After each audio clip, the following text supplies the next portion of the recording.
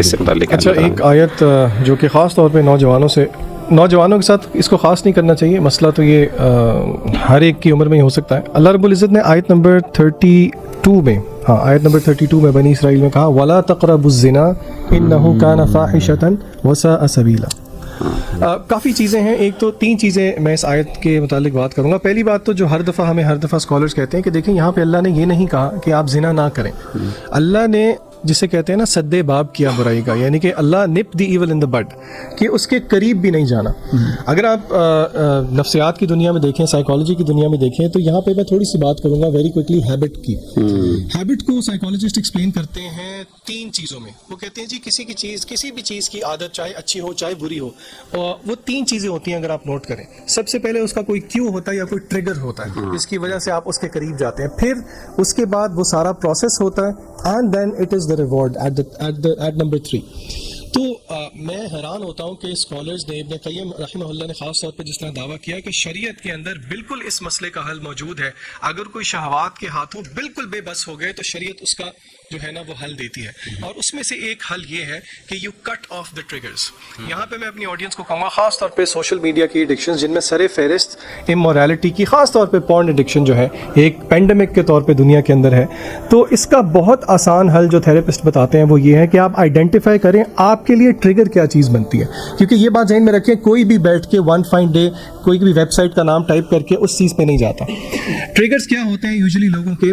یا تو وہ نیٹ فلکس ہوگا، یا تو وہ کوئی یوٹیوب ویڈیوز ہوگی، انسٹاگرام کی ریلز ہوں گی، فیس بک کی ریلز ہوں گی. تو اگر آپ واقعی چاہتے ہیں کہ آپ اپنے آپ کو اس برائی سے دور کریں تو you have to get rid of these triggers. That's number 1.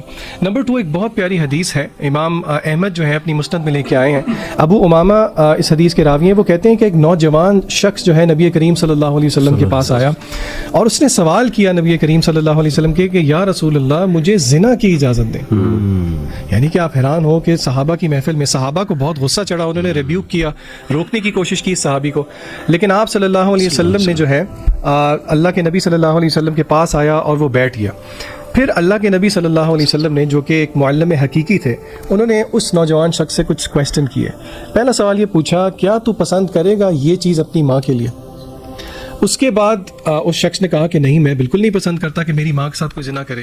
پھر نبی کریم صلی اللہ علیہ وسلم نے رشتے گنوائے، کیا تو یہ اپنی بیٹی کے لیے پسند کرے گا، کیا تو یہ اپنی خالہ کے لیے پسند کرے گا.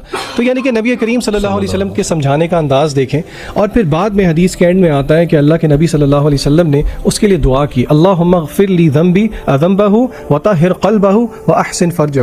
تو اس سے ہمیں پتہ یہ لگتا ہے اس حدیث سے، جو میں آپ کو ویری کوئکلی آخری بات بتانے والا ہوں وہ یہ ہے، ان تھاٹس کا آ جانا محض کوئی بری بات نہیں ہے. ان کے ساتھ ڈیل کس طرح کرنا شریعت اصل میں ہمیں یعنی اپنے کیوز کو کٹ ڈاؤن کیا. اچھا، اس میں ایک چھوٹی سی میں ایڈ کروں گا بات کی جو آپ نے آیت بتائی نا ولا تقربوا الزنا انه كان فاحشة وساء سبیلا. اللہ نے کہا یہ برا رستہ ہے. اس کا مطلب ہے یہ ایک ٹائم کا ایکشن نہیں ہے. اگر ایک بندہ اللہ معاف کرے اس زنا میں چل جائے نا، پھر یہاں سے نکلنا بہت مشکل ہوتا ہے. یہ ایک ویشیس سائیکل ہے. اور اللہ معاف کرے، میں نے دیکھا ہے کہ یہ نا زنا اللہ معاف کرے ایک ایسی چیز ہے کہ یہ ایک نا پہلی ایک آپ کی ایک قسم کا ایک بیریئر ہوتا ہے. جب آپ اس کو کراس کر لیتے ہیں نا اللہ معاف کرے، پھر آپ کا اس سے نکل، پھر آپ کا نکلنا بہت مشکل ہے. یہ رستہ بن جاتا ہے نا کہ برائی کو کھینچتی ہے.